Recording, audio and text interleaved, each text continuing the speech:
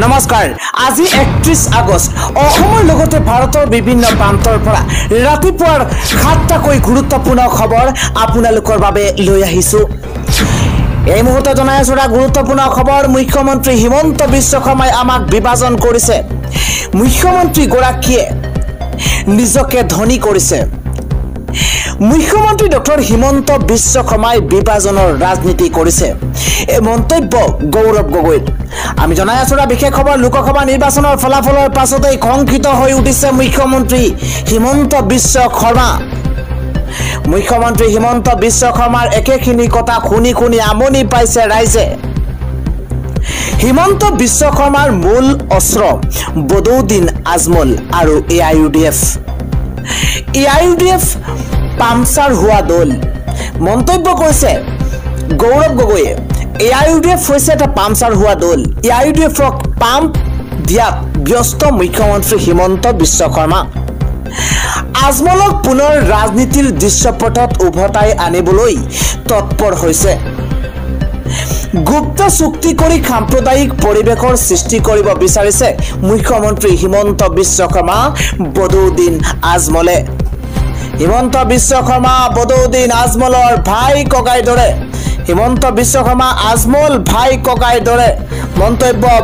গৌৰৱ গগৈৰ মুখ্যমন্ত্ৰী এআইইউডিএফক পুনৰ জীয়াই তুলিবলৈ চেষ্টা কৰি আছে বুলি মন্তব্য গৌৰৱ গগৈ মুখ্যমন্ত্ৰী হিমন্ত বিশ্ব শৰ্মাৰ বিৰুদ্ধে এইদৰে আক্ৰমণাত্মক ৰূপত কংগ্ৰেছ সাংসদ গৌৰৱ গগৈ আন এক গুৰুত্বপূৰ্ণ খবৰ হৈছে এবাৰ সদনত যি নামাজ বিতৰ্ক যি জুমাৰ নামাজৰ বিতৰ্ক চলি আছে তাক লৈ এবাৰ মুছলমান এগৰাকী বিধায়কে মুখ খুলিছে ধাৰ্মিক মুছলমানে নামাজৰ বাবে নিজৰ সময় নিজেই উলিয়াই ল'ব বুলি তেওঁ মন্তব্য কৰিছে কোনে এইদৰে মন্তব্য কৰিছে সবিস্তাৰে খবৰ লৈ অহাৰ চেষ্টা কৰিছো কোনো ধাৰ্মিক হিন্দুৱে নিবিচাৰে যে নামাজৰ বিৰতিত আঁতৰাই দিয়া কোনেও এইটো নিবিচাৰে যিটো কোৱা হৈছে আজি যে নামাজৰ বিৰতি বাতিল কৰা হৈছে ৰমজান মাহত হিন্দু মানুহৰ ঘৰত গলেও ইফতাৰ আয়োজন কৰে ৰমজান মাহত হিন্দু মানুহৰ ঘৰত গলেও ইফতাৰৰ আয়োজন কৰে কোনো ধাৰ্মিক মানুহে আনৰ ধৰ্মৰ ওপৰত হস্তক্ষেপ নকৰে নামাজৰ বিৰতি থাকক নাথাকক মুছলমানে নিজৰ সময় উলিয়াই ল'ব মুখ্যমন্ত্ৰী লোকসভা নিৰ্বাচনৰ পাছত অনাকাংক্ষিত কিছুমান কাম কৰিছে 2026ত ইয়াৰ প্ৰতিফলন ঘটাটো প্ৰায় নিশ্চিত হৈ পৰিছে 2026ত গম পাব এইখন চৰকাৰে নিজৰ ৰাজনীতিৰ বাবে তেখেতে কি ক'ব কি কৰিব কেৱল ঈশ্বৰেহে বুজি পায় সদনত নামাজৰ বিৰতি বিলুপ্তিক লৈ এবাৰ খৰব হৈ পৰিছে উপৰজুপৰি মন্তব্য কৰিছে প্ৰাক্তন সাংসদ আব্দুল খালেকে ৰাজ্যবাসীৰ কাৰণে ৰাতিপুৱাৰ আন এক গুৰুত্বপূৰ্ণ খবৰ হৈছে এইবাৰ মিয়া নহলে এইখন অসম থানবান হৈ পৰিব মিয়া নহলে থানবান হ'ব অসম আমি জনাই আছো গুৰুত্বপূৰ্ণ খবৰ বিজেপি দল আৰু মুখ্যমন্ত্ৰীয়ে মিয়া বুলি কোৱা সকলেহে প্ৰকৃত অসমীয়া এই মন্তব্য কোনে কৰিছে আমি গুৰুত্বপূৰ্ণ খবৰটো লৈ অহাৰ চেষ্টা কৰিছো তেওঁলোকৰ ল'ৰা ছোৱালী অসমীয়া মাধ্যমত পঢ়ে তেওঁলোকৰ অসমীয়া মাতৃভাষা অসমীয়া নিজকে অসমীয়া বুলি পৰিচয় দিয়ে মিয়া নাথাকিলে বৃহত্তৰ অসমীয়া জাতি থানবান হ'ব বুলি মন্তব্য বলপূৰ্বক তেওঁলোকক মিয়া খজুৱা হয় আৰু হাৰে হিমজুৱে তেওঁলোকে প্ৰকৃত অসমীয়া আৰ্টিফিচিয়েল গেপ আনি মিয়া অসমীয়া ভেদ অনা হৈছে এনেহলে অসমীয়া জাতি গঠনৰ সপোন থানবান হ'ব তেওঁলোকৰ দুখ বেদনা বুজিবলৈ চেষ্টা কৰক বিজেপি মুখ্যমন্ত্ৰীয়ে অসমীয়া মিয়া খেলাটো বেয়া কথা অসমীয়া মিয়া খেলাটো বেয়া কথা তেওঁলোককো অসমীয়া বুলিয়ে গ্ৰহণ কৰক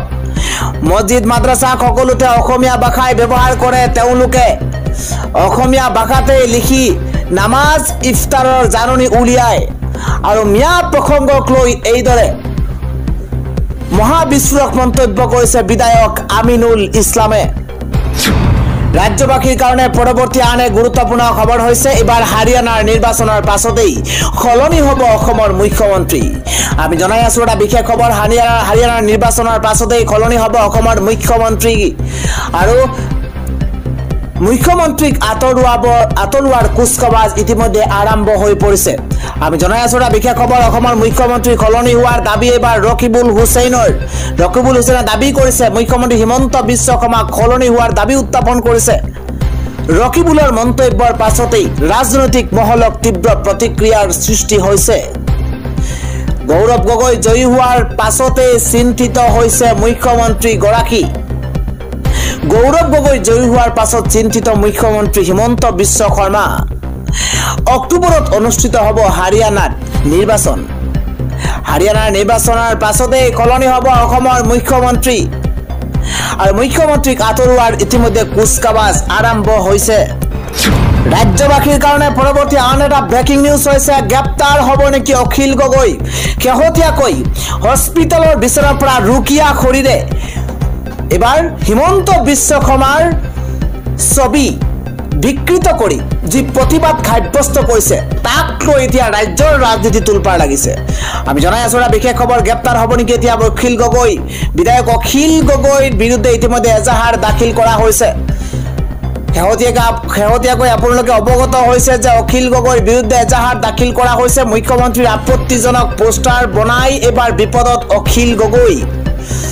মুখ্যমন্ত্ৰীৰ আপত্তিজনক পোষ্টাৰ বনাইছিল অখিল গগৈয়ে কাৰ্টুনৰ দায়িত্ব লোৱা জেমছেৰ আলী আৰক্ষীৰ জালত পৰিছে যিগৰাকীয়ে কাৰ্টুনটো বনাইছিল যি ছবি বনাইছিল সেই গৰাকী এতিয়া আৰক্ষীৰ জালত পৰিছে আৰু কাৰ্টুনৰ দায়িত্ব লোৱা জেমছেৰ আলীক ইতিমধ্যে আৰক্ষীৰ জালত পৰিছে কাৰ্টুনৰ বেনাৰ ছপোৱা ছপাখাৰত আৰক্ষীয়ে মাৰাথন অভিযান চলাইছে আৰু লখিমপুৰত অখিল গগৈৰ বিৰুদ্ধে এজাহাৰ দাখিল কৰিছে ধৰ্মকান্ত গগৈয়ে মুখ্যমন্ত্ৰীৰ ভাৱমূৰ্তিক ম্লান কৰাৰ অভিযোগ অখিল গগৈৰ বিৰুদ্ধে গুৰুতৰ অভিযোগ উত্থাপন হৈছে কিয়নো জনমানসত মুখ্যমন্ত্ৰীক হেয় প্ৰতিপন্ন কৰি বিপদত পৰিছে এতিয়া অখিল গগৈ পুনৰ গ্ৰেপ্তাৰ হোৱাৰ সম্ভাৱনা আছে এবাৰ শিৱসাগৰৰ বিধায়ক অখিল গগৈ পৰৱৰ্তী আন এক গুৰুত্বপূৰ্ণ খবৰ হৈছে মিয়া খিলঞ্জীয়া বিতৰ্কৰ মাজতে পুনৰ প্ৰশাসনৰ বুলডোজাৰ পুনৰ একশ্যন আৰম্ভ কৰিছে বুলডোজাৰেৰে ভাগি পেলোৱা হৈছে বেদখলকাৰীৰ ঘৰ আমি জনাই আছো এটা বিশেষ খবৰ কিয়নো মিয়া খিলঞ্জীয়া বিতৰ্কৰ মাজতে পুনৰ প্ৰশাসনে একশ্যন আৰম্ভ কৰিছে কেইবা বিঘা মাটিত প্ৰশাসনে চলাইছে বুলডোজাৰ চৰকাৰী মাটি দখল কৰি থকা লোকক ৰেহাই নিদিলে প্ৰশাসনে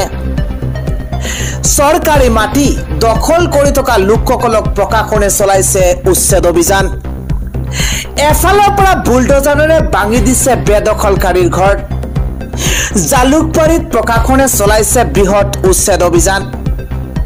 ৰেল বিভাগৰ ভূমি দখল কৰি সাজিছিল একাংশই ঘৰ আৰু তাৰ পিছতেই কোনো কম্প্ৰমাইজ নীতি অৱলম্বন নকৰি এবাৰ বেদখল মুক্ত কৰিছে প্ৰশাসনে পৰৱৰ্তী খবৰ কালি জুমাৰ নামাজৰ পিছতে এবাৰ একাংশ মুছলমান জনতাই গৰজি উঠিছে মুছলমান সমাজত স্থান নাইকিয়া হৈছে অপৰাধীৰ জুমাৰ নামাজৰ পিছতেই